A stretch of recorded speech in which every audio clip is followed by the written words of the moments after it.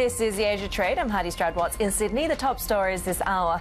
Tesla shares are tumbling in late trade as a fourth straight profit miss extends a rocky start to the year. Elon Musk is promising to unveil the company's robo-taxi in October. Alphabet's revenue beats expectations on cloud and advertising demand, but pressure grows to prove that it's keeping up in the AI race.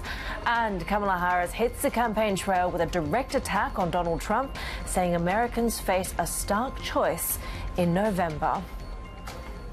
Let's get you straight to these markets. And before that, we do have the Australian PMI numbers just crossing the Bloomberg now. When it comes to that PMI composite number, this is a preliminary reading for the month of July, coming at 50.2, so weakening from that 50.7 level. Still in that space where we see expansion, but just barely. The manufacturing component there, well within contractionary territory, 47.4, still an improvement on the prior reading. And when it comes to the services component there, looking a little bit more comfortable above 50, 50.8, but still weakening from that 51.2 level that we saw in the prior reading. And a lot of this is kind of building a real test for the RBA, right? Because we have so much economic weakness across some of these signalling, including, of course, what you've seen with the PMI numbers, with household spending, with just the impact that we've seen in rising cost of living on consumer spending. But on the other side, the sort of remarkable job strength that we continue to see is going to make it quite difficult for the RBA going into the next couple of meetings. Taking a look at how all of this is setting up when it comes to Asian markets, so and it is that big focus on earnings, particularly across the tech space. We'll be watching for kind of the fallout from Tesla's big disappointment, right? The profit falling short again in that weakened EV market. We also saw broader tech seeing some weakness in the late hours with that underwhelming sense of what earnings have come through so far. But we are seeing a little bit upside for Sydney futures, up at about a tenth of 1% there. This market trading still pretty close to those record highs. Chicago Nikkei futures looking a little bit softer at this point, but of course it really is about the start of the Magnificent Seven earnings season, really kind of failing to impress there. Watching China as well, A50 China futures looking also a little bit more weakness there as we sort of potentially continue to watch for some of the economic indicators coming out of China, even with that surprise rate cut from the PBOC earlier in this week. Switching it out to how we're setting up when it comes to US futures, a little bit to the downside, particularly when it comes to the Nasdaq 100. You're seeing off by over 0.5% there at the moment. We're seeing crude kind of stabilizing at this point. Some of these growth concerns that have been playing out. At the moment, we're seeing a bit of a recovery after 4 straight days of declines. A lot of those algo trades in the summer session at play there. And as I mentioned, looking at Tesla and Alphabet after hours as we continue to focus on the disappointment across tech earnings. Tesla profit falling short again across a broadly weaker market. We did get some more sort of affirmation as to when we see that robo-taxi product. October 10th is expectations for the unveiling after a delay, but there's also that pause on the Mexico factory as well on some of these Trump tariff worries as well. Let's get some more on Tesla. Our transport reporter Danny Lee joins us now. So what was sort of the big standout headlines from these earnings? How much of this is because of a broadly weaker EV market, and how much of it is kind of more idiosyncratic to some of the worries over Tesla itself? I think it's a combination of both. We can break down, though, into the here and now and into the future. But for the here and now, with Tesla having an increasingly stale lineup, what this earnings demonstrated was this 4th consecutive earnings miss. 52 cents a share on an adjusted basis was a profit number against a backdrop of 60 cents a share. Then we saw revenue, though, however, it beat 25.5 billion over 24.6 billion. So encouraging on the revenue front. But when you look at the core business of automotive, when you strip out regulatory credits, that margin was down to 14.6 from 16.4 over the first quarter. So not a whole load of encouraging signs there in the numbers. And then when you look at what Tesla has been talking about continuing to double down on cost cutting in the meantime. And Tesla has been reiterating this is going to be a year of notably lower growth, where You see this year of 2024 as a transition period as it looks to the future. The immediate reaction of the stock post-market was down around about 8% at one point. That pulled back a little bit. But then when you look at the overall period, Tesla stock has been down around about flat, down about 1% at the close of trade on Wall Street on Tuesday, but still better than the 40% it had been down at one point earlier this year. Danny, so much of this is about Elon Musk himself, right? He had been speaking on that earnings call. How did he sound? Did he give sort of clues in terms of what the future shape of the business might look like? Yeah, absolutely. He did sound a little bit more down than usual, given these earnings, which were quite relatively mixed, I guess, from a Tesla's point of view. But this is Tesla and Elon Musk in particular trying to reframe that Tesla trade within that Magnificent Seven stock of picks to be more like AI.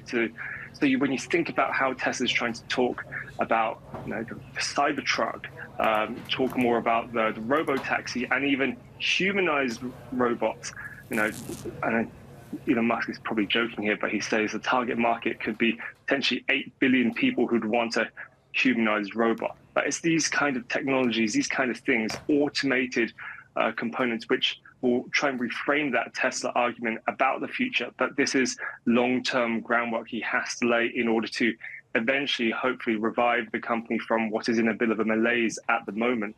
And so when we hear about the Cybertruck, the robo-taxi, which is also called the Cybercab, which will come on October 10th, which confirms the Bloomberg scoop of the delay.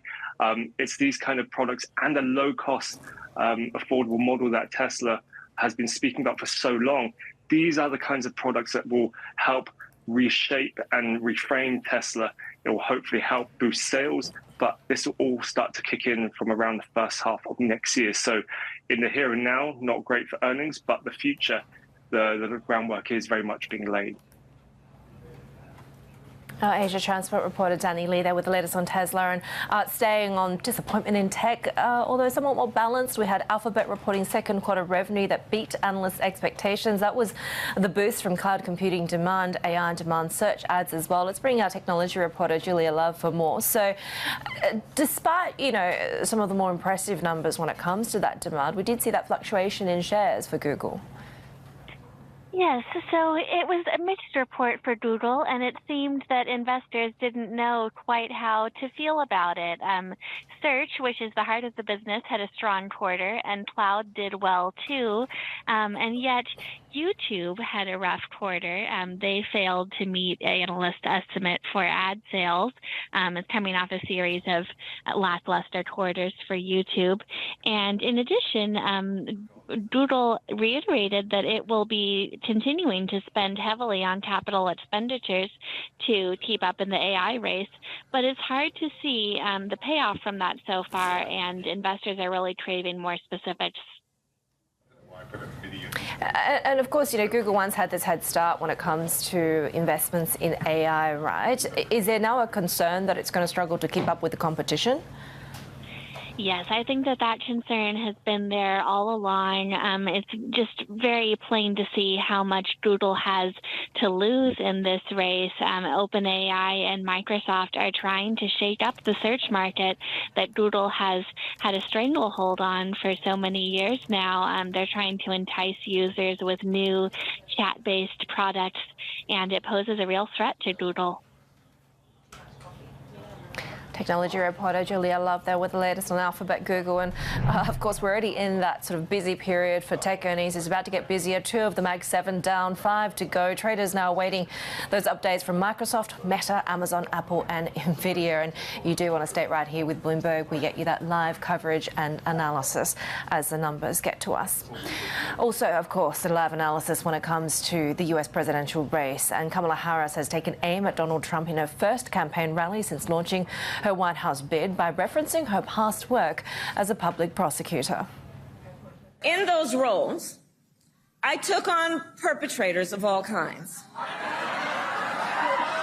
Predators who abused women, fraudsters who ripped off consumers, cheaters who broke the rules for their own gain. So hear me when I say, I know Donald Trump's type.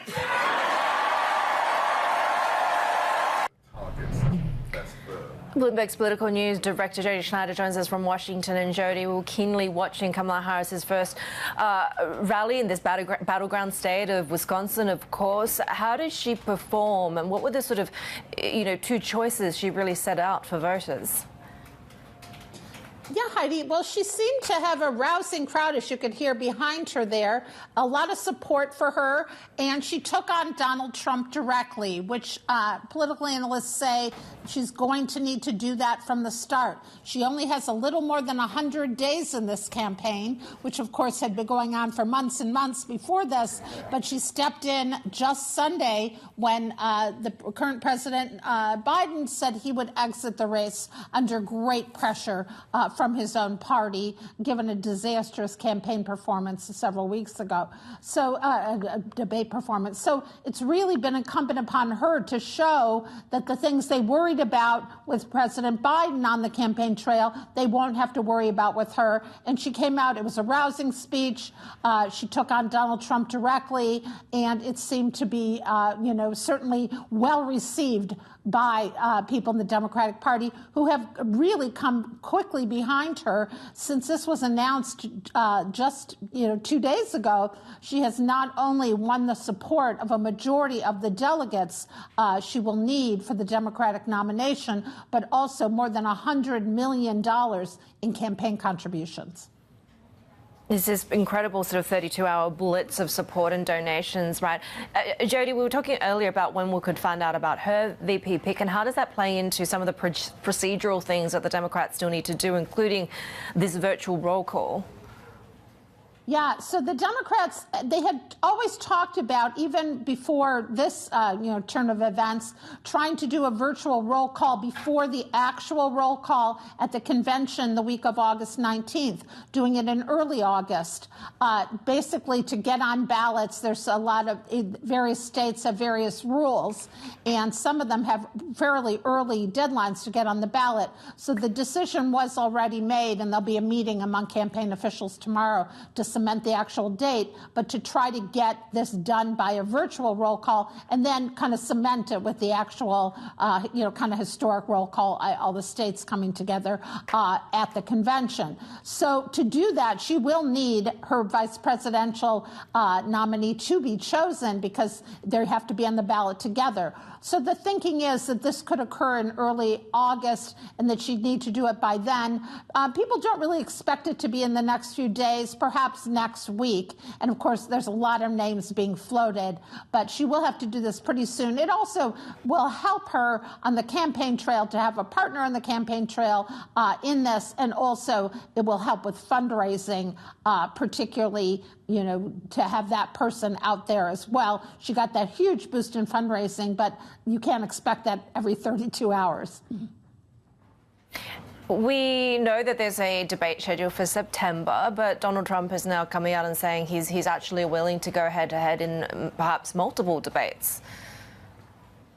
Yeah, that's right. We heard from Donald Trump today saying he wants to debate Kamala Harris, and he wants to do it relatively soon. So we will have to see what the schedule will be, but it looks like that will happen.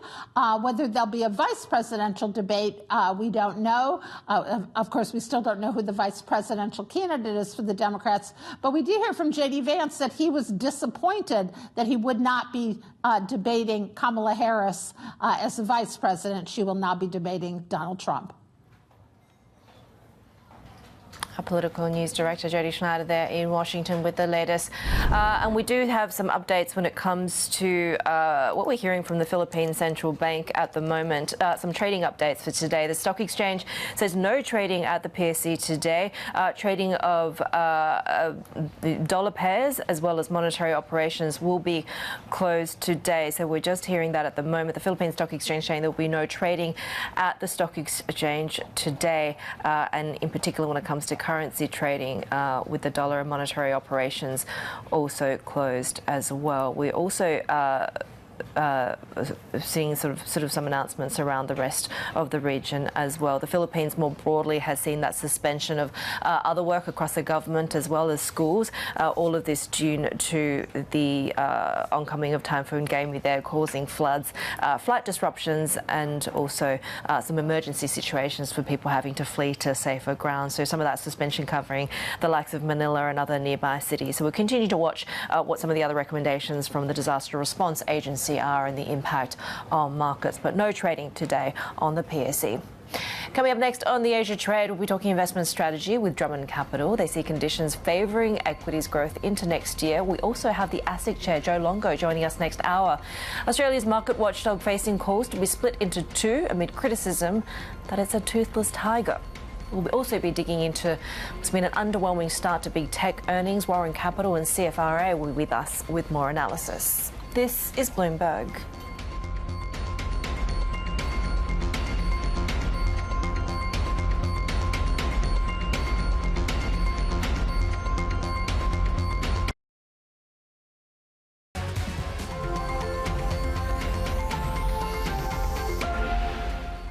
We are awash in what I would refer to as gray swans. We had former President Trump shot at in an assassination attempt. We've had the current leading contender for the Democrat Party, current President Biden, step back. This is an unprecedented time. Guggenheim Partners Investment Management CIO Anne Walsh there. Let's bring Nick Schoenmaker, who's the client portfolio manager at Drummond Capital. Nick, always great to have you with us. And I wanted to get your view on this idea of grey swans, right? We're seeing no shortage of certainly political risk, and it's been a year already awash with more broadly geopolitical risk as well. Do you think there's further volatility ahead? Yeah, great to see you, Heidi. So it's a really good point. Political risk has been a massive factor this year, whether it's been in Mexico, India, South Africa, Europe, and certainly the US. I think political risk is definitely going to be an ongoing catalyst for risk flares in markets now. Potentially even more than rates risk, because we've got so many unorthodox ways to intervene and stabilise capital markets, but political risk is a different beast to manage. So I think as we head towards November, it's likely that we will see more volatility.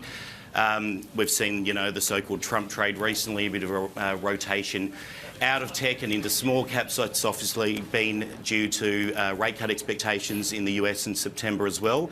But there's a whole host of things to consider, whether it's tariffs, taxes, debt supply in the US, which we know has resulted in that long-end weakness in the bond market. And I guess the other thing to consider at the most extreme example is if we got anywhere near a close election, there really is the extreme result that we could get some civil unrest like we saw back at the Capitol building if there is a very close election result. So I think to answer your question, Heidi, there will be more tumult to come related to politics and in the US for sure. And a lot of this will sort of come down to not just how equities perform, but the direction of the US dollar and, how the Fed goes from here, right? If there is sort of more of a pro-growth, inflationary or reflationary fiscal policy out of the next administration, where do you predict we'll see the dollar going, given that we know that the former president wants it weaker? Yeah, so the market has been, as we saw just recently, commodity prices sell off on the back of a strong dollar related to the Trump trade. You're very right, there's been advisors of Trump for the last 6 months talking about a weaker dollar. If you think about the US dollar compared to the Japanese yen, compared to the Korean currency, it's very strong, so that doesn't help the US in its efforts to reindustrialise the manufacturing sector there. There is trade-exposed sectors in the US that are very weak. It's hard to have inflation if tariffs are more inflationary, if spending's more inflationary, if tax cuts are more inflationary, and to have a weaker dollar too. We can see some things about who the Treasury Secretary is, the nomination there, and if there can be policies to see a weaker dollar, but there's been no hiding the fact that Trump thinks the dollar's a problem. So it's going to be something to watch really closely. But there's probably equal odds, I think, of dollar weakness or dollar strength with Trump coming in at the moment. Nick, I wanted to talk about, what's really dominating news flow for equities at the moment, which is this disappointment that we've had so far from big tech. How hard do you think, and this is our question of the day, these tech woes will kind of hit global equities, particularly as there had been optimism that after the recent tech slide that maybe earnings would be the catalyst to drive the next leg of the rally? Yeah, so the market's certainly driven by either bond yields or earnings, and I guess the tech stocks have been priced to perfection almost for a couple of years now. It has been a one-legged stool with Nvidia essentially driving the market's advance for over a year, so any susceptibility around those earnings is likely to be a cause of volatility. I think on a medium-term basis, the winners are going to continue to be the winners. I think we will see some broadening out to earnings now in the other 493 stocks, but I think big tech is likely to, we've seen the genie being let out of the big tech bottle, and I think that will continue to drive the market forward from here. But I think there's going to be some shorter-term volatility and just some nervousness, trepidation around what we're seeing with the US election as well. So we are going into a seasonally weak period for markets as well at the moment, so there's probably some caution around that. So there is going to be a big focus on the earnings, and it will drive, I think, the direction of global equities. Having said that, we do have some good news with Fed speak about the progress in Q2 of inflation coming down after some messy inflation prints in Q1. So there's a bit of a confluence of factors driving markets, and not to mention as well, just that softening in US growth is another thing to watch. There are some indicators of some forward-looking indicators showing weakness in US GDP from here too. What are some of your sort of preferred international diversification strategies then? Yeah, so we're trying to be as diversified as we can. We do like the US still, thinking that the US and the AI theme will continue. We've still been very cautious on emerging markets. I mean, you've seen just with China, their GDP growth for Q2 year on year was 4.7 versus 5.1, just the doldrums and the property sector. You've seen the monetary policy move just over recent days by the People's Bank of China didn't really support the market either, so we've still been cautious in emerging markets. If we do see reasons for a weaker dollar, that would be a catalyst to look at EMD and EM equities, but not for now. So just with Europe, the US, but still favouring quite a style neutral allocation, but with a slight tilt towards quality. Nick, always great to have you with us. Nick Schoenmaker, who's a client portfolio manager at Drummond Capital. More ahead on the Asia trade. This is Bloomberg.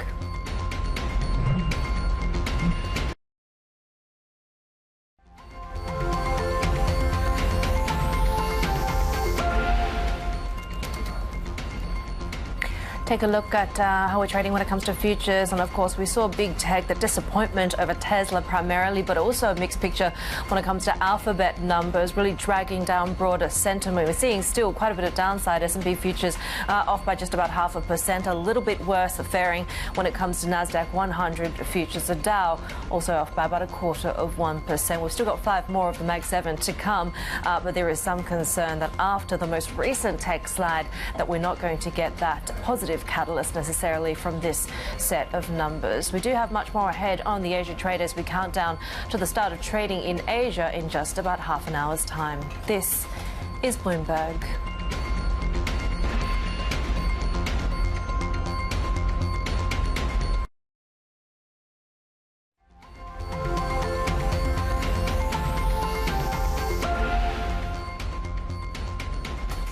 Tesla fell short of Wall Street profit estimates in the second quarter, extending what's been a rocky start to the year that's been marked by slower sales, mass firings across the company. And this was, in fact, the 4th consecutive miss for the EV maker. The company saying its focus still remains on cutting costs. Joining us now is Junheng Lee, who's the CEO at JL Warren Capital. And Junheng, just reading kind of your immediate reaction, I guess not much of these numbers surprised you.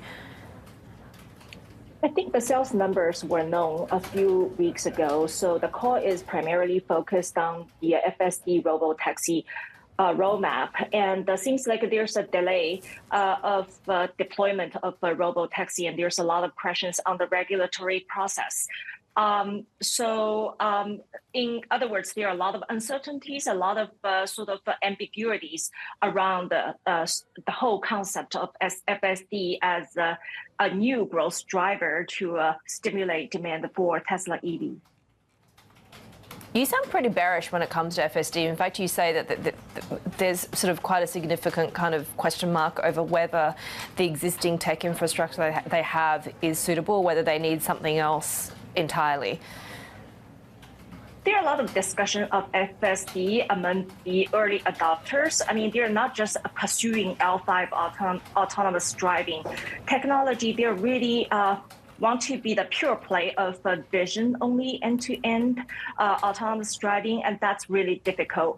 And it is really hard for them to walk back and say, okay, we realize this is a really tall order to get to level 5 without any sensors and additional devices. So they have to, because if they do that, they will only become one out of half dozen players in the field, and they're not the first mover. Waymo already has robo-taxis in selected cities roaming around. And then in China, there's XPeng, Baidu, Huawei. So they have to differentiate themselves and claim to be the best in AI in a sense that they can do level 5 without any additional sensors. How much of, I guess, the broader stories about what's being projected into the future, right? The robo-taxi manufacturing, when we could actually see that start to come into fruition?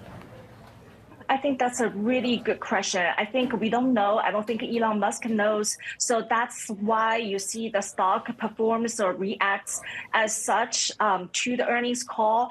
I think there's no robo-taxi yet. All the analyst questions and all the investor questions center around the robo-taxi. So they're far ahead of frankly, Elon Musk himself. They're asking questions about regulatory approval, how the design will be without pedals, without steering wheel. The reality is, there's no product. We just don't know anything about this. The thing that frankly doesn't exist.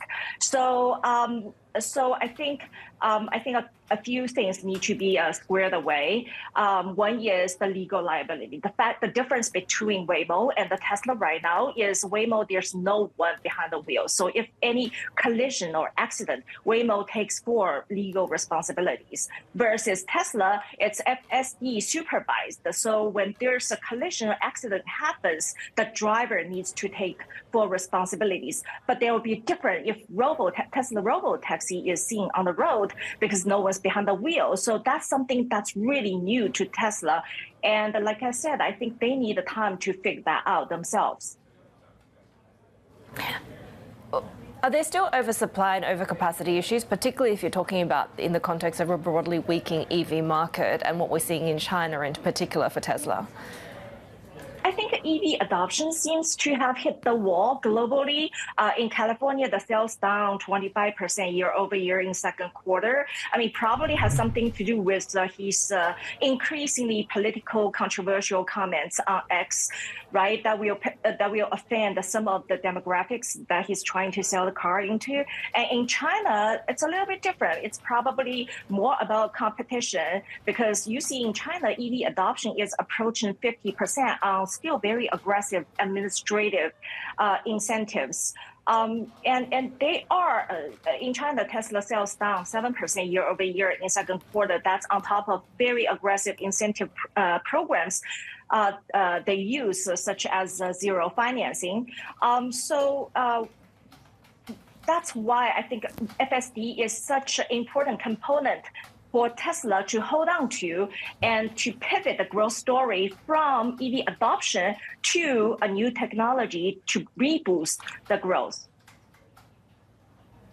When you take a look at what investors have really been investing around, which, as you say, is the robo-taxi, is the expectation of, humanoid robots, all of this being kind of just around the corner as opposed to at some undetermined time in the future, do you think that justifies the argument that maybe there's further downside for this stock? Of course. Car sales is only about 20% of this $800 billion market valuation. So the $600 billion is on AI. So there shouldn't be a compute shortage within Tesla because it already has 100,000 H100 GPU servers, right? And it's supposed to have lots of data, but I don't think the data quality is very good. So if you are just using FSD to cruise from point A to point B in your average of 20 minutes daily commute one way, that's not the type of data that's useful for FSD. That's, repetitive data on very well-marked roads. What they need is edge data. They need a corner data. So how the car needs to react when there's a dog passing, jumping on the highway, or there's a plastic bag just flying across your window, the car window, type of scenario like that. So, it's not all data created equal. I think they need to find ways to access and harvest those type of data. And along with 100,000, GPU clusters, keep in mind that they actually have more GPU H100 than OpenAI. And the fact is they still don't have level 5 autonomous driving, which suggests to me maybe the underlying AI system needs to be overhauled altogether. Junheng, always great to have you with us. Junheng Lee, who's the CEO at JL Warren Capital. Well, Meta CEO Mark Zuckerberg is urging the US not to close off tech from other parts of the world, even as it tries to win the AI arms race against China. He told us exclusively what the best strategy could be. There's this question, which is how should the U.S. approach kind of AI competition with China? And there's one strain of thought, which is okay, well, we need to lock it all down. And I just happen to think that that's really wrong, because the U.S. thrives on just kind of open and decentralized innovation. That's the way our economy works. That's how we build awesome stuff. But I think the leading companies should work with the U.S. government and make sure that our kind of national defense and things like that have sort of a perpetual first mover advantage on the leading technology in the world. So we win the AI wars this way. I think there's the question of what can you hope to achieve. If you're trying to say, okay, should the U.S. try to be 5 or 10 years ahead of China? I just don't know if that's a reasonable goal. So I'm not sure if you can maintain that. But what I do think is a reasonable goal is maintaining a perpetual, 6-month to 8-month lead by making sure that the American companies and the American folks working on this continue producing the best AI system. And you can catch that wide-ranging interview with the Meta CEO, Mark Zuckerberg, on The Circuit with Emily Chang. That first full episode is streaming right now on Bloomberg Originals. Let's take a look at some of the other headlines that we're following this morning. And India has unveiled a budget that includes massive spending on employment and projects favoured by key political allies. Finance Minister Nirmala Sitharaman pledged nearly $24 billion to create new jobs. That addresses a top concern for voters in the recent elections, which denied Prime Minister Narendra Modi's BJP a majority in Parliament for the first time in 10 years. Ukraine's Foreign Minister Dmytro Kuleba has arrived in China to discuss Beijing's possible role in ending Russia's invasion. It is the first visit to Beijing by a senior Ukrainian official in 8 years. China has put forward proposals for a peace initiative that would include Russia at the table. Ukraine is attempting to improve ties with Beijing as Western support wanes.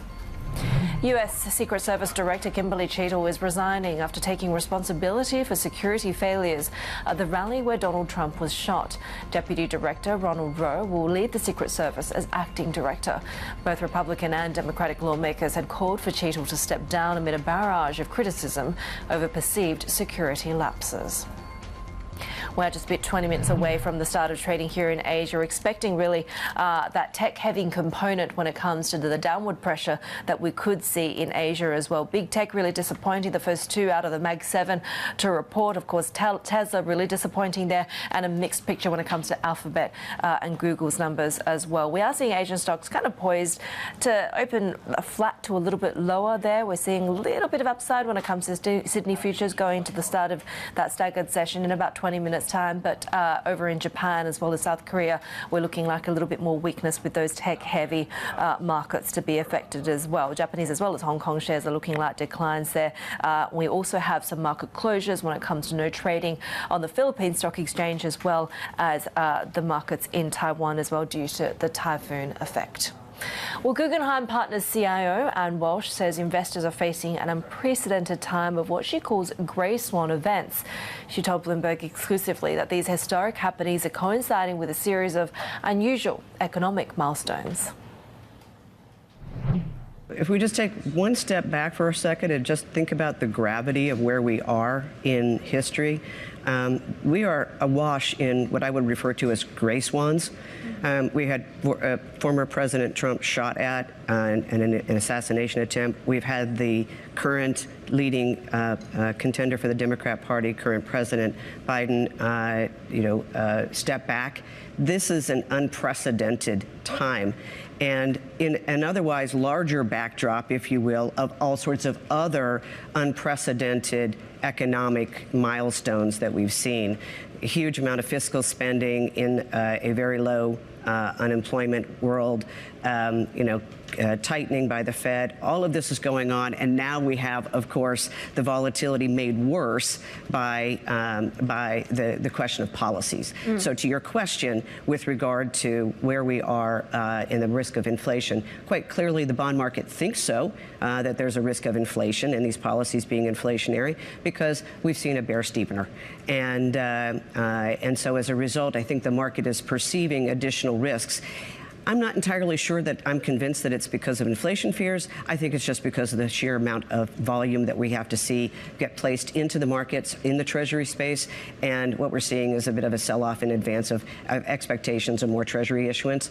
We'll keep on with the spigots are still on in Washington. We're still seeing fiscal spending, and that's still going to continue.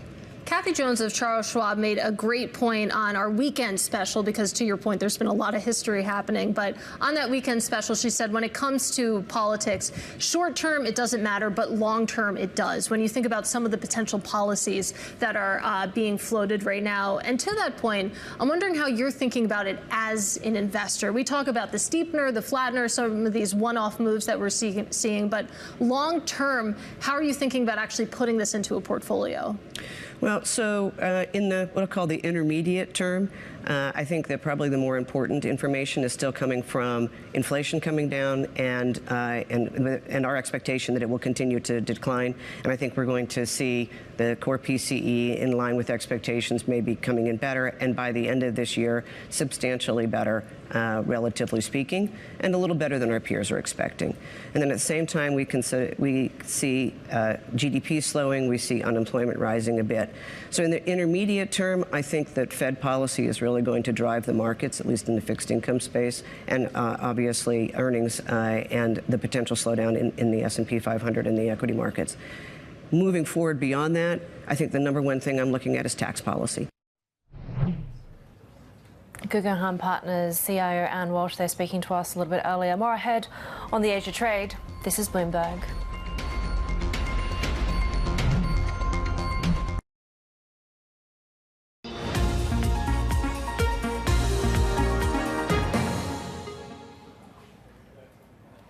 Well, the US election is bringing renewed uncertainty in the global fight against climate change. Investors are already buying into a Trump winner, positioning for him to undo many of President Biden's energy transition policies. Trump has vowed to end what he calls Biden's EV mandate, which Nomura Research says would dampen the sector. The former Interior Secretary, Sally Jewell, has voiced concerns that a Trump presidency could unravel climate gains. Meanwhile, Kamala Harris is expected to be tough on the oil industry and a record of advocating for environmental justice. Let's get more from our climate and ESG reporter, Aaron Clark. So let's start off with Kamala Harris. What do we know so far in terms of her stand on climate change and how that could potentially inform a Harris administration's possible policies? Yeah, Kamala Harris has really been a strong spokesperson for the Biden administration on climate change. To give you a couple examples, last year she was one of several White House officials who fanned out across the U.S. to tout the one-year anniversary of the Inflation Reduction Act. Of course, that was President Biden's signature climate policy. She also stood in for President Biden at the COP28 climate summit in Dubai last year, where she said the U.S. would contribute $3 billion to a climate aid fund for developing countries. When we look at her past record, when she was a senator from California in 2019 and launched a presidential bid, her climate policies were actually more aggressive than President Biden's. She supported a carbon tax, and she also envisioned $10 trillion in public and private funds going towards fighting climate change. I think where we begin to see distinctions are in her policies and views on oil and gas. In the past, she's opposed hydraulic fracturing and also offshore drilling. Yeah, it's interesting because certainly as Attorney General, she was very combative against big oil and gas, right? Does her track record suggest that there would be a similar approach as president? I mean, I think, it's very clear she's gone after big oil and gas, and she hasn't been afraid to do that. She launched a litigation against Southern California Gas after a methane leak resulted in the evacuation of 4,000 families. She also prosecuted BP for storage violations at 780 gas stations. She also investigated ExxonMobil for misleading the public over climate change. So, Kamala Harris is someone who's, a fierce, is not afraid to go after big oil where there's evidence of pollution or she sees, climate justice issues. One of the biggest climate achievements for the Biden administration was the Inflation Reduction Act in 2022, right? This was the biggest investment in cutting emissions and boosting clean energy in US history. Do we expect any changes depending on what happens in November? I don't think so. This was President Biden's signature climate policy. Like you mentioned, it's resulted in major tax cuts for clean energy manufacturers. We've seen many solar manufacturers especially expand their footprints in the U.S. And I don't think anyone, sees any major changes with the Harris administration, either to the vision or the financing behind the Inflation Reduction Act. I think, she would largely stick to the climate pathway and decarbonization pathway that President Biden has charted both domestically and internationally, which is sort of anchored by the Inflation Reduction Act. Climate and ESG reporter Aaron Clark there. We do have more ahead on the Asia trade. This is Bloomberg.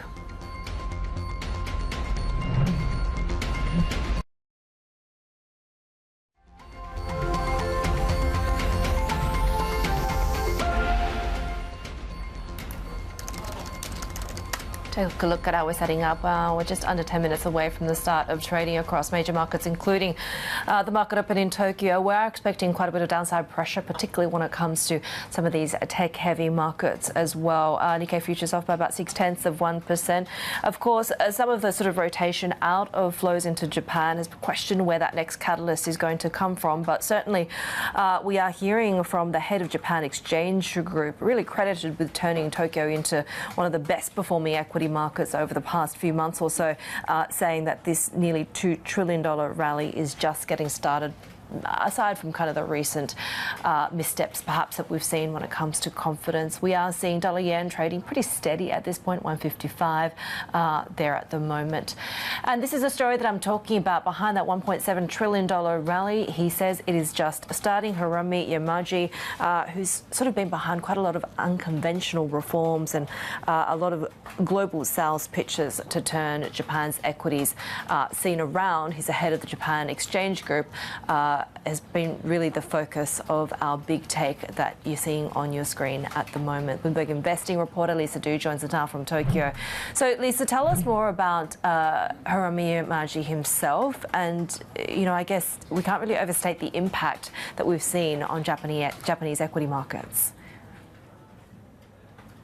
Yes, good morning, Haidi. Yes, this is Hiromi Yamaji. Like you said, he's the CEO of Japan Exchange Group, which runs the country's exchanges, most notably the Tokyo Stock Exchange. Now, he's an ex-Nomura investment banker, but as head of Japan Exchange Group, which is the position he's had for the past year and a half, he's really become credited with and become the face of this very spectacular rally you've seen in Japanese equities. I know that recently the markets aren't doing so well, but kind of if you look at it in the past year, Japan was one of the best performing markets in the developed world, and that's some of the trend that you're seeing going into this year. Now, there's many reasons for that. Obviously, the weak yen is a big draw for foreign investors. You're seeing stronger macroeconomic fundamentals in Japan. Additionally, there's also the pullback from China.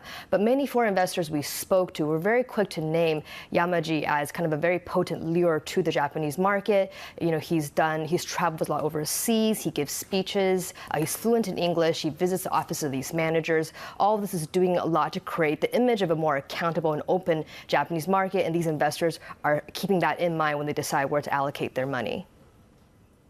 He's pretty honest about what are the challenges that remain and what else needs to be done, right? Mm-hmm. Yes, definitely. One of his big policies has been a push to get Japanese companies to get their share prices to trade above book value. And it's been very instrumental in, kind of setting off this string of share buybacks, dividend increases. More companies are selling off their non-core business holdings to private equity.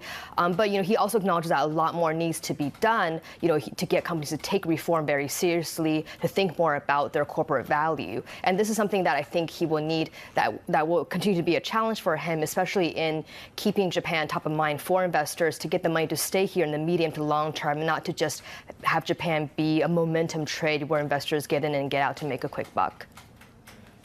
Yeah, and attracting more listings across Asia, right? Lisa Do with that big take story. You can read more of that on The Terminal. It's a great piece. Our investing reporter there in Tokyo.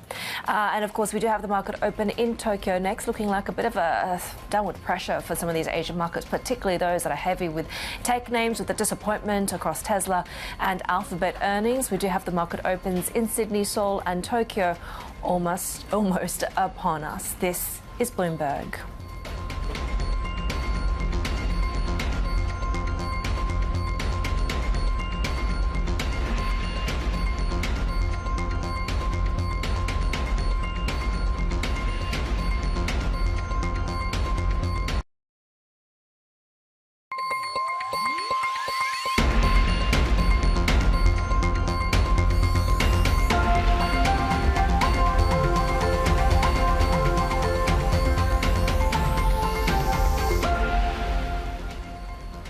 This is the Asia Trade. We're counting down to Asia's major market opens. Counting down, also bracing for the impact of that sort of tech sell-off to continue here in Asia. Yeah, not a great start to the Magnificent Seven reporting season. I mean, a reasonable set of numbers there from Google, but Tesla, that's 4 earnings misses in a row now. Yeah, and our sort of question as to everything that was promised, from the robo-taxi to humanoid robots, how far away really is Elon Musk from being able to deliver those things, right? Let's get you straight to a look at the open. We are expecting quite a bit of pressure when it comes to some of these tech-heavy names across Japanese as well as Korean markets. Take a look at what we're seeing in the early part of trading here as we get into the open for Australia, Korea, as well as Japan, and really that focus when it comes to Paul, whether or not we could see that sustained kind of tech recovery after the recent sell-off. There's still 5 more of the Mag 7 to go. Let's get you to the start of trading, though. A bit of downside as expected for the Nikkei 225 as we come online. Dollar yen has been holding pretty steady at that 155 level, but of course the questions is really as to whether we see the Bank of Japan moving into the end of next week and whether that's going to kind of spur another round of yen weakness. Switching out to Korea as well, of course, a lot of the AI and chip-related names that were so heavily punished in the most recent sell-off, we're expecting to see further weakness there. And of course, as you mentioned, that biggest kind of drag is the theme of Tesla. Yeah, that's right. A second quarter miss there. Earnings per share 52 cents. The expectation was for 60 cents. So if we take a look at some of those Tesla suppliers, LG Cham, LG Innotek, Samsung Electronics as well, might see a little bit of downside. Cybersecurity cloud, though, performing well. And of course, we did have those reasonable numbers out of Google, a second quarter revenue beat, or Alphabet rather. Cloud computing, search engine ads performing pretty strongly.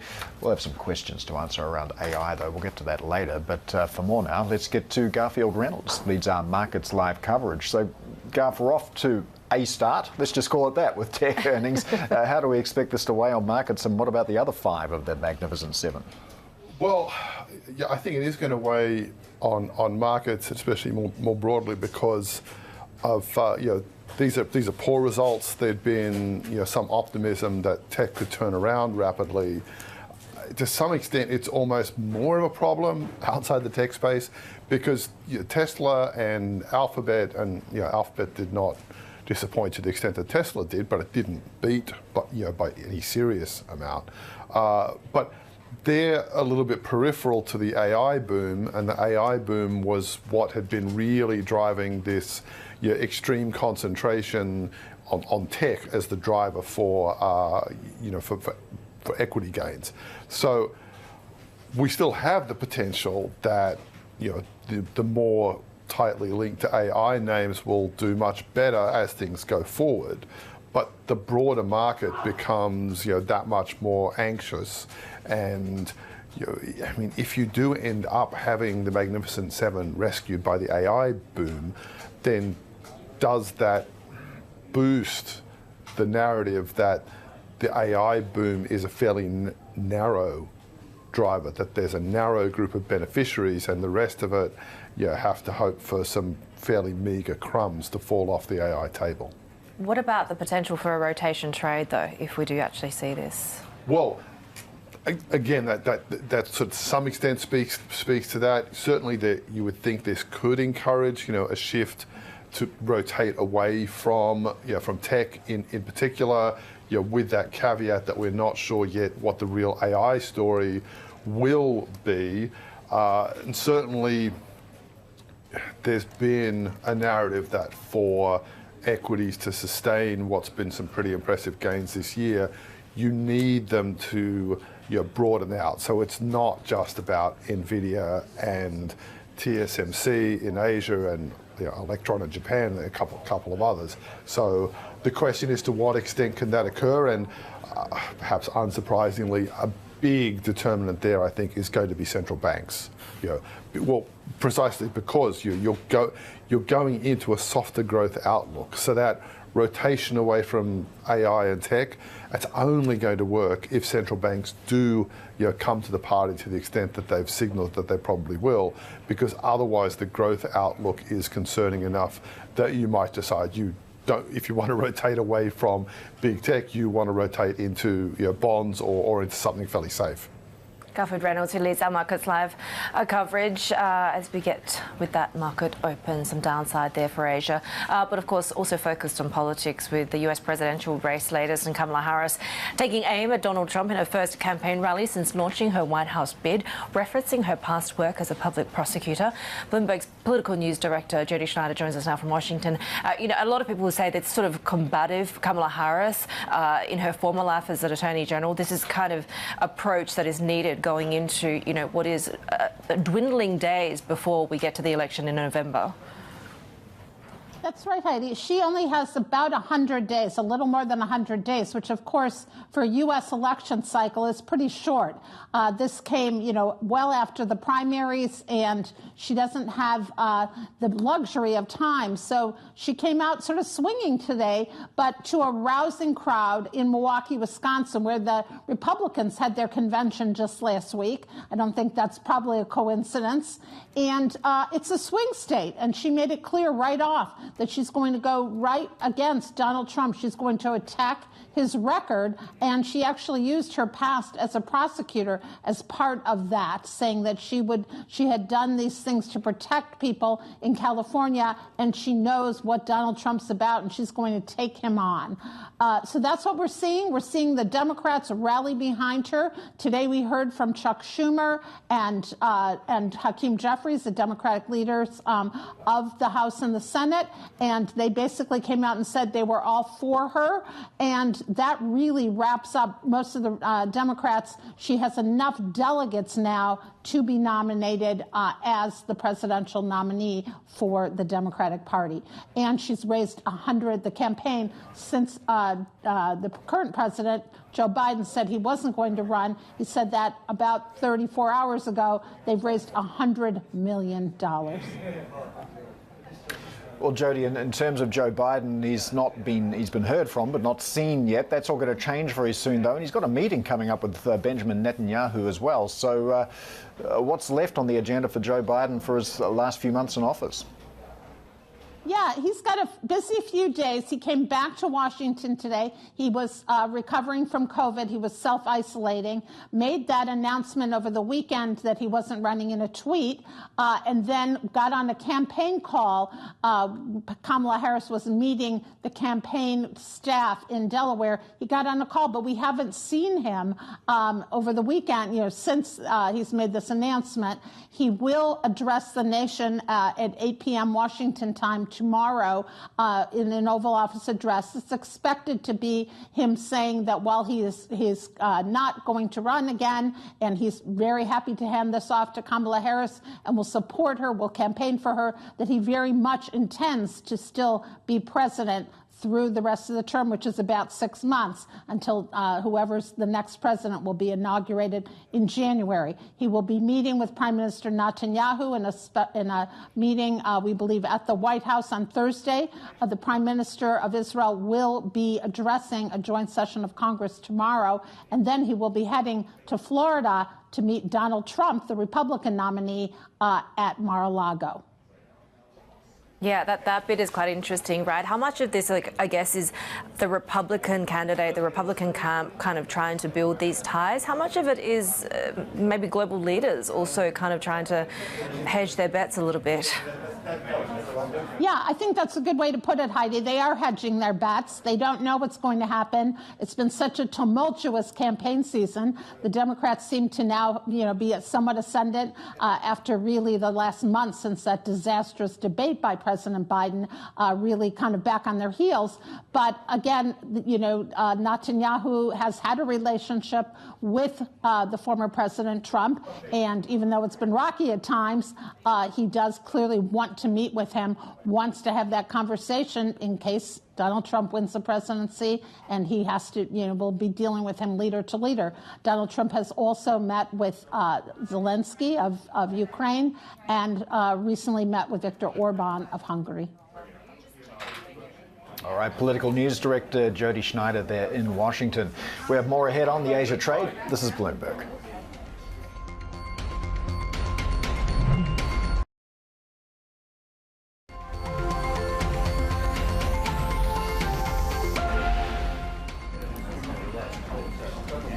Take a look at Aussie assets. We're just about 10 minutes into the start of the staggered session. Of course, broad downside for risk assets more broadly. We did see that sell-off really spiked by two of the Mag 7 names reporting some disappointing numbers, particularly when it comes to Tesla. Of course, not too much exposure to tech when it comes to Australia. A little bit of downside, about 0.3%. We're seeing the Aussie dollar holding pretty steady as well. But it's interesting, we are starting to see a little bit of positioning going into the Fed and BOJ next week, potentially some market FX volatility to come. Well, Australia's securities regulator says it's establishing a new team dedicated to insider trading investigations. It's ramping up efforts to crack down on market manipulation, following calls from a Senate committee for the watchdog to be split into two to sharpen its enforcement capabilities with new protections for whistleblowers. With us now is Joe Longo, who's a chair at the Australian Securities and Investments Commission. Joe, really great to have you with us. Thank you, Haidi. Give us your thoughts when it comes to these calls that I've just spoken about. Well, the insider trading team that you opened with, our thought process there was we have 6 current insider trading prosecutions before the courts. We have multiple existing investigations. We don't know whether they will lead to prosecutions. And we have a new Commonwealth Director of Public Prosecution. So the idea is to leverage our expertise in this area to increase the number of referrals to the DPP. So it's really an efficiency initiative. We're probably one of the most active insider trading investigators and prosecutors globally in any Western market. But what we're doing here is trying to raise the bar. And in raising the bar, you've also got sort of broader and deeper penalties at your disposal as well. So, in light of the perhaps critique over the capabilities at ASIC, do you think that's also helping deter wrongdoing?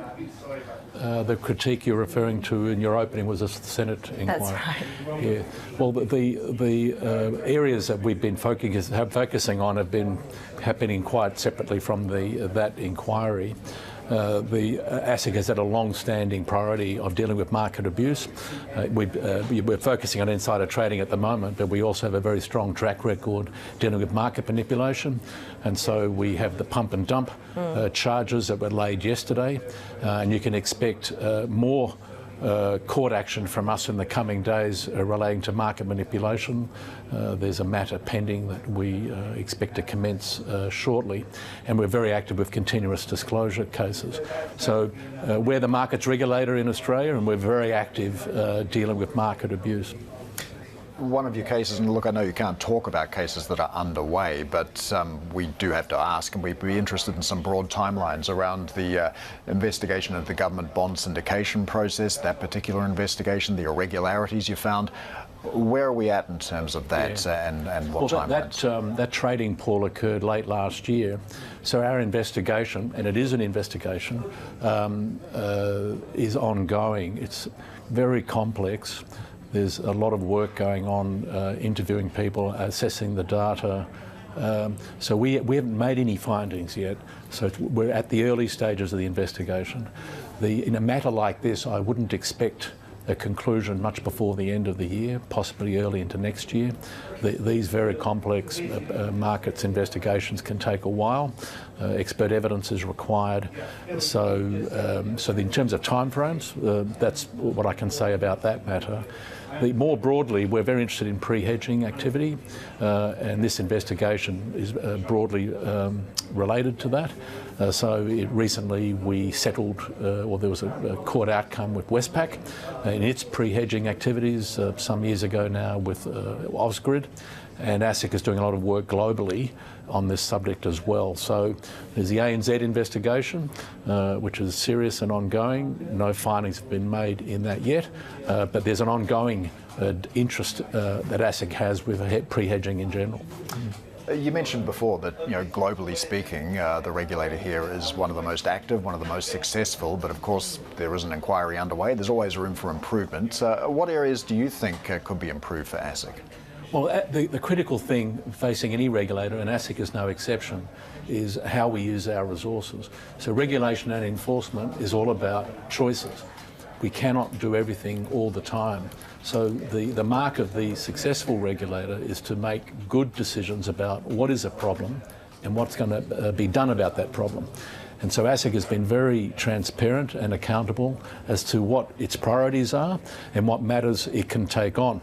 So in any 12-month period, we will be having between 150 and 200 investigations a year. Now, an investigation isn't just writing somebody a letter and asking for a response within 14 days. It's a major use of resources. It's compulsory information gathering powers. We interview people, we call for data, we retain experts, we retain counsel. So an investigation is a serious matter. We conduct between 150 and 200 of those a year. As far as court action is concerned, we're in court every day of the week, literally, somewhere in Australia. And every day we're in court. So we litigate and regulate within our resource envelope. The only other point I would make is that we're very close to the market and to the general community.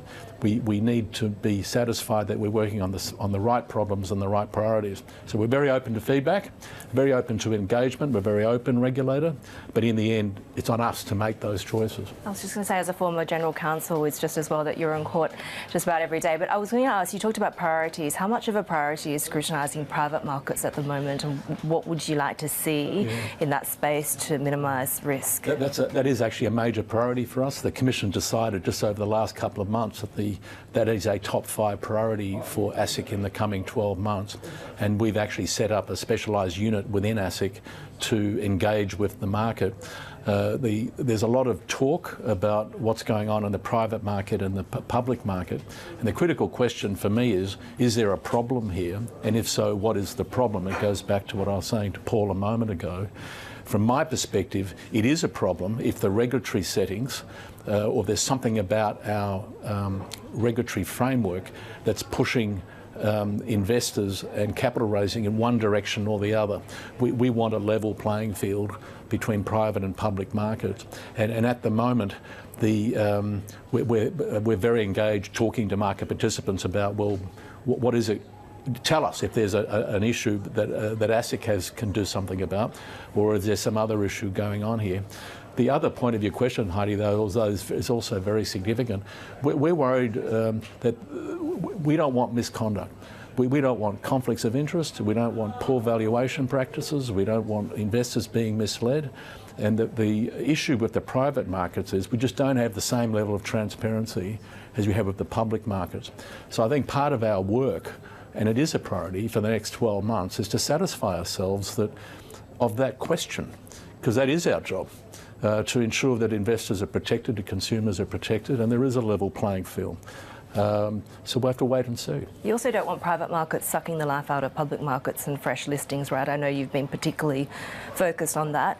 We've been talking a lot about the rejuvenation of Japanese capital markets. Do you think there are lessons to be learnt there, and what more can be done to attract more momentum and make Australia more competitive? Well, Heidi, Australia is already very competitive. Our capital raising settings are among the most sophisticated in the world. During COVID, for example, capital raisings in Australia were very successful. So we're already doing very well and punching above our weight in terms of capital raising. I think the issue we've got is whether this de-equitisation that we're seeing, which has been going on for many years, is that a problem or not? Is that a structural thing, or is something else going on? Is it cyclical? From my perspective, ASIC, we're not here to prefer one form of capital raising over another. We're very interested in what's going on in other markets. So, for example, you've mentioned Japan. I was in London a few months ago, and we spent some time with the London Stock Exchange, and they're working on something that PICES, P-I-S-C-E-S, I've forgotten what the acronym stands for now, but this idea of promoting a trading platform to trade interests in private companies. We do a little bit of that in Australia, and we're interested in the US as well. Their approach to IPOs is a little bit different to ours. My bottom line is ASIC is open for business. If there are good ideas that are actionable, that within ASIC's gift to take forward, then we'll do it. But we're already doing very well. We're a very sophisticated market. We're highly regulated. It's one of the reasons our market cleanliness report is as positive as it is. We're a highly respected market. The challenge for us is to take it to the next level and say, what else can we be doing? And it's not so obvious. Obvious. All right, Joe Longo, Chair of the Australian Securities and Investments Commission. Thanks so much for joining us today. We have more ahead on the Age of Trade. This is Bloomberg.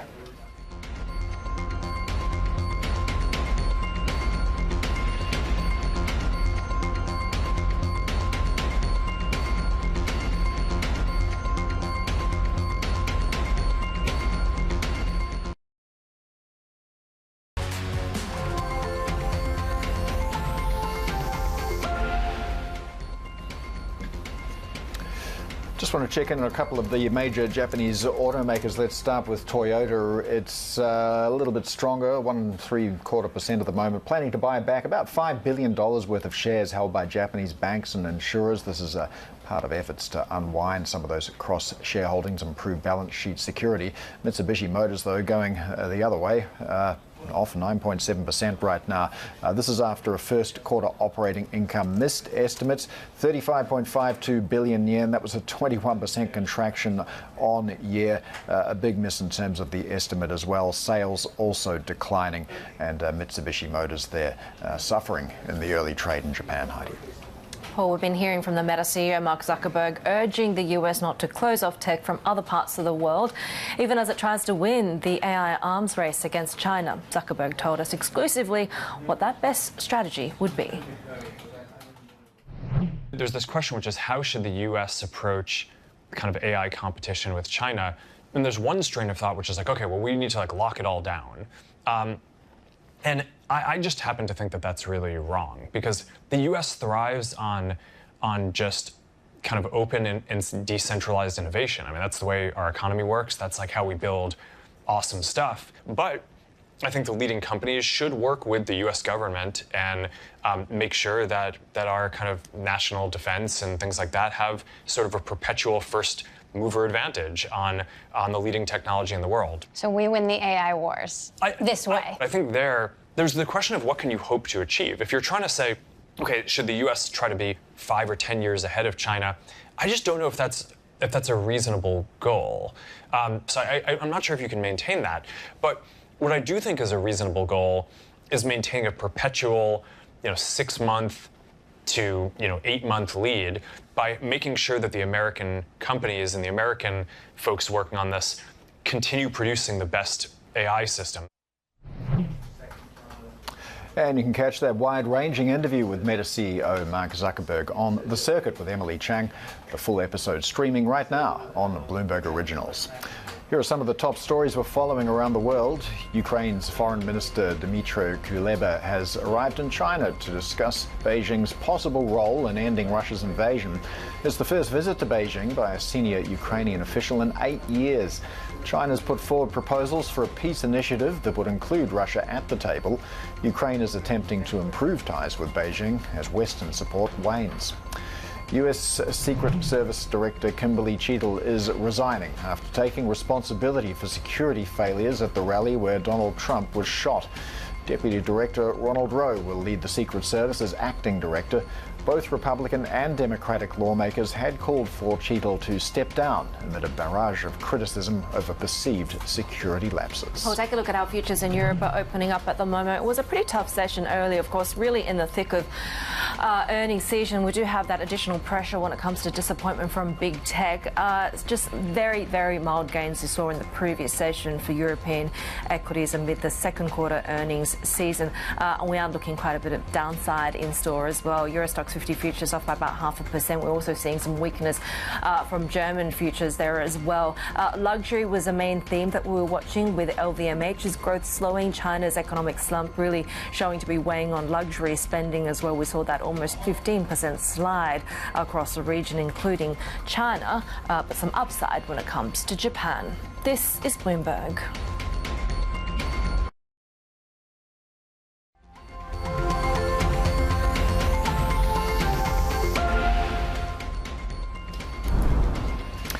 Okay, we're getting some breaking news out of Japan right now. It is Jibun Bank composite PMIs, also manufacturing and services. Let's start with the composite number. There was an improvement on the previous month, a reading of 52.6. We were in contraction the month prior. We've got a manufacturing PMI, though, that has slipped into contraction, 49.2.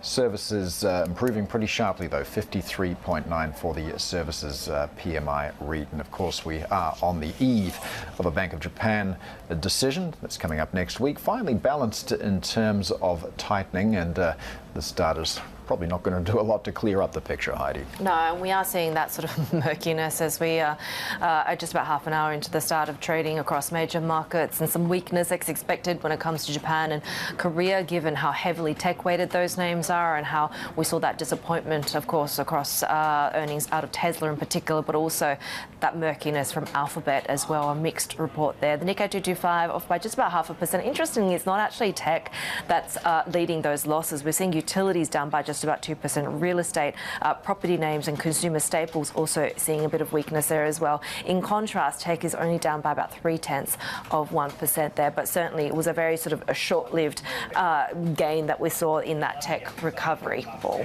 Yeah, let's get a little bit more now on Alphabet's second quarter results. We're joined by Angelo, Zino, CFRA Vice President and Senior Equity Analyst. Angelo, thanks so much for joining us. So a second quarter beat there from Alphabet. Cloud search was strong. Seems to be a little bit of vulnerability in YouTube ads, however. What were the key takeaways for you? Yeah, I mean, I think you kind of hit it, high level in terms of kind of the quarter, overall was pretty good in terms of the top line, met our expectations. Strength was definitely on the search side of things, coming in, around 14% growth. The cloud was, I think, the biggest positive takeaway, growing by 29% year over year. It was actually an acceleration from the 28% growth rate we saw in Q1. But also importantly was the margin improvement that we saw within the cloud business. Operating margins kind of expanded to 11%, which is an all-time high for that business. So executing very well. They're kind of starting to see some of the scale on that side of things. And to your point, YouTube was maybe the one disappointment in terms of the segment level perspective, growing, but it's still growing at a healthy 13%. I'd attribute part of it to just tougher comps relative to what we saw in Q1. Q1 was probably kind of the peak growth rate for YouTube. It grew at 21% in Q1. So nothing necessarily to be concerned about here. I think maybe what caused the stock to really turn around after hours was maybe a little bit of commentary in terms of guidance or the trajectory on the cost side of things here in the second half of the year. Kind of highlighted higher spending in terms of the Waymo business, as well as just higher depreciation expenses, given the elevated level of spend that they're seeing within the cloud. Well, let's talk a little bit about the key battlefront, of course, which is AI at the moment. Google, Alphabet, going to be facing increased competition in this area, including from Meta. We just heard from Meta boss Mark Zuckerberg there, developing their Llama system. How well is Alphabet positioned to take on this increasing competition? I mean, we think they're pretty well positioned. When you kind of look specifically on the cloud side of things, we think they have the best in class AI infrastructure. So we think they're going to be able to kind of manage costs probably better than just about any other cloud company out there. They've kind of been developing their kind of internal design TPUs out there since 2016, 2017. So they've got a kind of a leg ahead of kind of the rest of the pack out there. And, that'll allow them kind of manage the cost pretty well as they kind of continue to, see higher spend on the GPU side of things and kind of, investing on the networking side of things. So as far as the infrastructure is concerned, we think they're pretty well positioned. We're going to see more capacity continue to come online. Obviously, Blackwell is going to be launching kind of over the next couple of months here, and we'll see that kind of start, going on to their ecosystem out there. And then as far as AI is concerned, kind of outside their cloud business, I mean, clearly they're integrating it across kind of their search business with AI overviews kind of recently kind of ramping here just about 2 months ago. And, the kind of initial takeaways, at least from Alphabet, is that it is kind of helping, the ROI out there for advertisers, and that'll allow them to kind of, charge a premium for that kind of space out there, as well as kind of, integrating AI across YouTube as well. How sustainable do you think these rising AI workloads are in terms of that 29% growth across Google Cloud? And does that mean we should expect to see similar numbers when it comes to AWS and Microsoft too? I wouldn't expect similar numbers, I think, for the rest of the pack. I mean, clearly Alphabet is smaller than the other two. Now, that said, as far as AWS is concerned, as far as Azure is concerned, we do expect that business for Microsoft to grow 30% year over year, which is at a similar pace that we've seen kind of over the last 2 to 3 quarters. So, Microsoft probably best positioned in the cloud right now because of their ties to the broader enterprise space, which is kind of the consensus opinion out there. We think kind of Alphabet has really kind of done a pretty good job here over the last 2-3 quarters here, really starting to see some acceleration on the cloud side of things. And, as far as AWS is concerned, clearly that is the biggest player out there. They're not going to have anywhere near the type of growth rates that we're seeing here from Alphabet or from Microsoft. But our view as far as kind of Alphabet's cloud business is we think they can sustain at least a 25% plus growth rate here, probably over at least the next 6 to 8 quarters. I did want to pose sort of a broader question in terms of how much we've seen the Magnificent Seven and the AI tech-related frenzy drive global markets, and it is our question of the day. In fact, how hard hit do you think global equities are going to be if we continue to see that sustained sell-off across big tech? Yeah, I mean, it's interesting. I think when we kind of look here, at least in the U.S. market. I think, peak to trough thus far here from this rotational shift that we've seen over the last week and a half or so. I think tech is kind of, pulled back about 7% or so. I think, semiconductors, which is kind of now the biggest weighting, at least within the tech space, is closer to, we've seen a peak to trough decline closer to about 12% or so. So those have kind of been at least at the start of a pretty good correction. Our view here over the next kind of 4 to 5 months or so, expect to see some bumpiness, some consolidation, at least from some of those tech gains out there. At least from our perspective is you don't have egregious multiples out there for big tech, but they've clearly kind of gotten a little bit ahead of themselves. But as we kind of look at the 2026 estimates, we think they're very reasonable in nature. For instance, a company like Alphabet and Meta trading about closer to 18 times 19 times our calendar 26 estimate. So as we kind of start exiting the calendar year here, we think there will be kind of another boost up there, or next leg up here for big tech. But right now, I think some consolidation is probably warranted. Yeah, well, as you're speaking there, Angelo, we see Alphabet shares low, a bit more than 2% in the after hours, but on year we're up about 50%. What's your price target for Alphabet, and would you buy at these levels? Yeah, I mean, like I said, so we see about at least another 10 to 15% upside here for Alphabet here over the next 12 months or so. And our view here is, again, this is a stock that, based on our calendar 26 estimates, trading about 18 times or so our view. And, given that, we think that this is probably among the most attractive mega cap type names out there. And we continue to see some great secular opportunities tied across their 3 key areas, which is, search, YouTube, as well as the cloud. So as long as they can continue to execute on that side of things, keep kind of expenses relatively in check, which is largely kind of what they alluded to here for the rest of this year, we think you're going to see kind of the earnings power really start to play through here, and it allow investors to really kind of get back into the stock, we think, over the next couple of quarters. So we would be using this pullback as an enhanced opportunity to buy. Angelo, really great to have you with us. Angelo Zino, Senior Equity Analyst at CFRA Research there. We're also watching Tesla, of course, and in fact, at the moment, in light of those numbers, and we did hear from Elon Musk there, perhaps sounding a little bit more subdued in the earnings call. He's now taken to X, saying, holding a poll on a potential $5 billion investment in XAI by Tesla. Should Tesla invest $5 billion into XAI, assuming the valuation is set by several credible outside investors? Also, the caveat that potential investments by Tesla need, obviously, shareholder and board approval. We are seeing a bit of a mixed picture there, a bit of upside there for LG Chem, and we're seeing some of the other related names like the Samsung Electronics, that heavyweight there, down by about 2%. Following that profit miss, really disappointing investors. Tesla saying that EU tariffs on Chinese EVs are forcing it to make adjustments. Let's bring in for some more analysis, Bloomberg transport reporter Danny Lee there. So, of course, I guess part of this is a broader weakness when it comes to EV take-ups more broadly, including in China, but really globally as well, in the US, certainly. Yeah, and I think for Tesla and for Elon Musk, given this backdrop of his slowdown, which kind of has a bit of an effect on earnings and a drag on the stock, it's Elon Musk trying to reframe the debate about what Tesla is, making it more of a significant AI-related stock within the Magnificent Seven, right? You see the headline just crossed about Tesla, should it invest $5 billion in Elon Musk's AI business? So that adds to just the further narrative that someone like Elon Musk is trying to shape.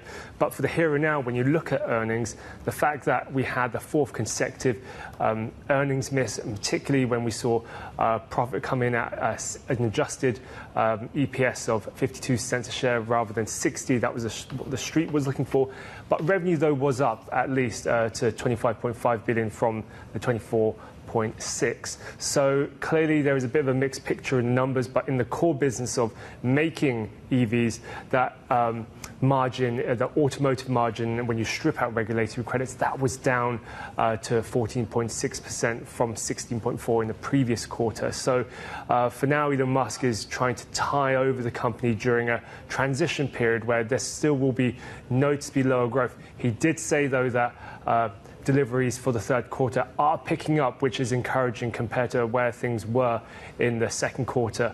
But in the meantime, Tesla is trying to focus on cost cutting, continue to cost cut after making redundant quite a lot of people. So clearly cost is still front and center for Elon Musk. Danny, let's also talk a little bit about Elon time. Of course, Elon Musk famous for making promises around very aggressive timelines, not the least of which was around the robo-taxi. Here's what he had to say about that.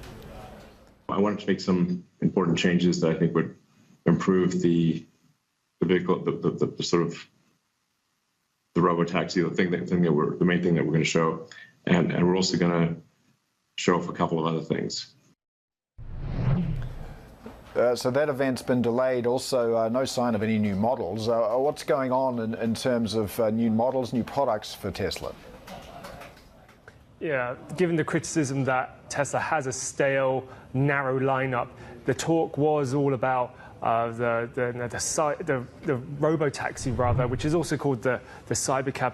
That will come through in October. We'll hear more details about that. That actually confirms a Bloomberg scoop that we put out a couple of weeks ago about the delay, but it's still very critical to the future of the business. There's also humanoid robots as well that plays well to this AI component. And also, more importantly, a more affordable Tesla car, which investors have been looking on for a very long time now. That could help stoke growth, but that will come into production and start selling in the first half of next year. So we're still a few quarters away from anything picking up in terms of earnings. So a few things to look out for in the future. The groundwork is very much being laid for the near term and the longer term, particularly on new products and more advanced technologies in the autonomous space. But we still have to wait for a pretty tough couple of quarters, it seems. All right, Asia transport reporter Danny Lee there. And we have more ahead on the Asia trade. This is Bloomberg.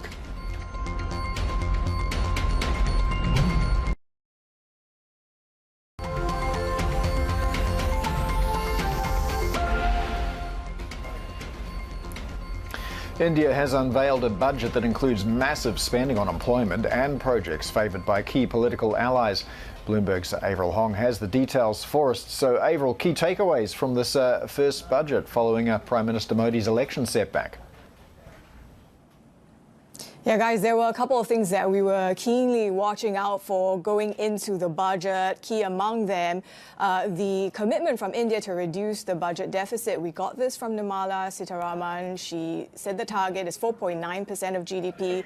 This is lower than the interim budget, maybe not as low as some economists might have liked. But I think what was also really significant was the billions of dollars in spending being committed to the states of Bihar and Andhra Pradesh. These are the states of Modi's two key coalition partners, and it's seen as a high-profile acknowledgement that the political landscape has really shifted in the wake of the election setback. I mean, up until now, Modi hadn't really yielded anything to his coalition partners. For example, his ruling party still holds the most powerful positions in cabinet. What was also significant, the acknowledgement that joblessness is an issue, the lack of jobs despite the high rate of growth in India. That's something of a voter concern, and it's also drawn criticism from the opposition. I think one analyst at Societe Generale put it best, that this is a clear departure from the earlier narrative that unemployment is not an issue. So we saw incentives to businesses to create jobs, to boost skills of workers, and I think this is also seen as something that could help to close the skills gap that we're seeing in labor, and perhaps also pave the way for India to become the global manufacturing hub it wants to be. The capital gains tax hikes also took investors by surprise. Do we see much of a blow to stock market sentiment? Yeah, we saw a hike to capital gains tax. We saw a hike to the levy in stock derivatives trading.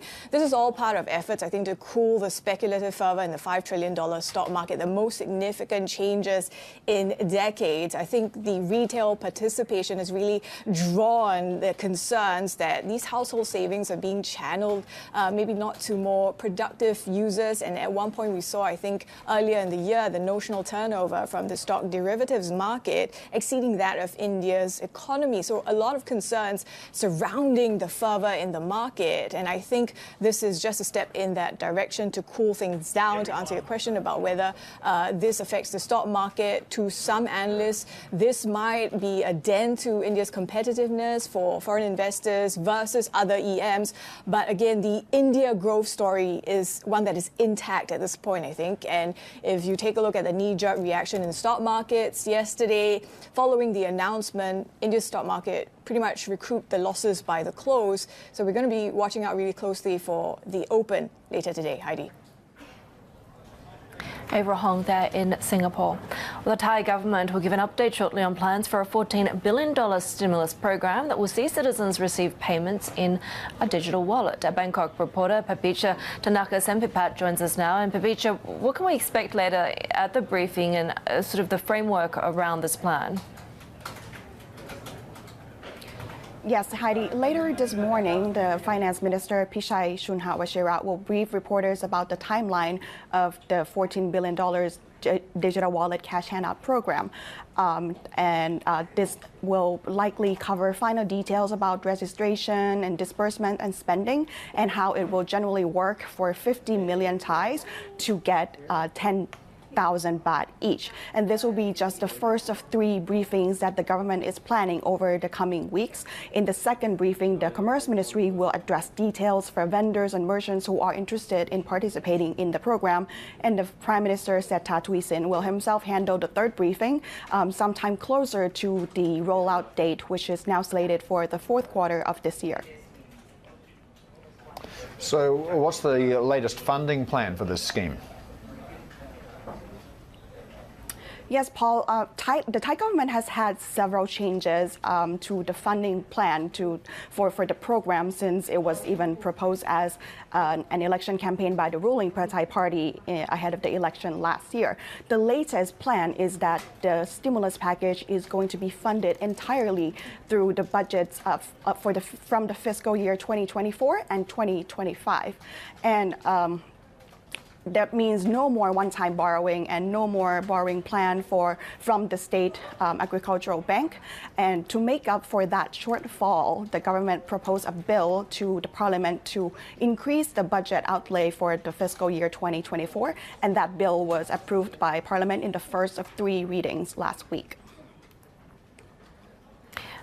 What's the view of the central bank on all this? There continues to be strong resistance from the Bank of Thailand on this, which it has repeatedly said that the massive digital wallet program will affect the government's fiscal discipline. And just last week, the BOT governor, Sethaput, raised concerns again about the source of funding for the program, as well as cybersecurity risks that could come with the mobile application through which the government plans to disperse the money. And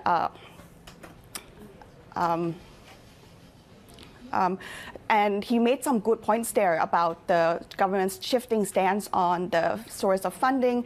And there's a lot that is still uncertain about the payment channel, which means the mobile application, which has not yet been unveiled at this stage. And we're already coming up against the rollout deadline in the fourth quarter of the year, which is just about 2 months away.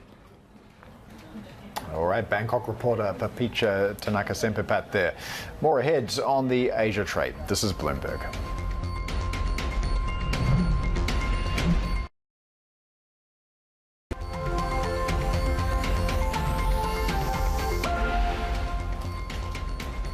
Here are some of the corporate stories we're tracking. Apple is reportedly working on a foldable iPhone. Could be released in 2026. Tech news outlet The Information says the firm has reached out to suppliers in Asia to make components for the device. The report says Apple has now created an internal code for the product, signaling that the idea has moved beyond the conceptual stage. Shares of Texas Instruments rose in extended trading after the company said sales in the third quarter could reach nearly $5 billion, and that beat average analyst projections of about $4 billion. The forecast could signal chip makers are back on a path towards growth as customers clear inventory buildup.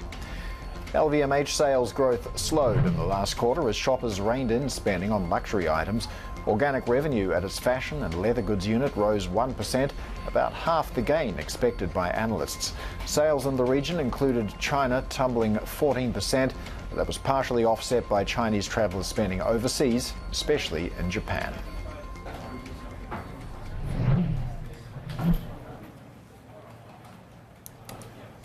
Well, let's take a look at how US futures are tracking at the moment. It's looking a little bit flat right now, Heidi. Struggling for direction after that rather disappointing read on tech. Yeah, and we're watching, of course, China stocks as well, right, given we had, the worst day yesterday when it comes to CSI 300 since about January. There are signs that the national team is starting to pull back, and that's sort of really extending that slump that we're seeing. The third plenum, of course, ending with no major stimulus. We did see that sort of signs of support potentially, or hope for national team support, really propping up the CSI 300, but that biggest decline in about 6 months, and even that surprise sort of rate cut from the PBOC didn't really have much impact. We also do have some shuttered markets from the Philippines to Taiwan with the typhoon risk. They're shuttering Taiwan's financial markets, offices as well, with the Philippines shutting their stocks, FX trading also not taking place, and a number of other disruptions from schools to flights as well. This is Bloomberg.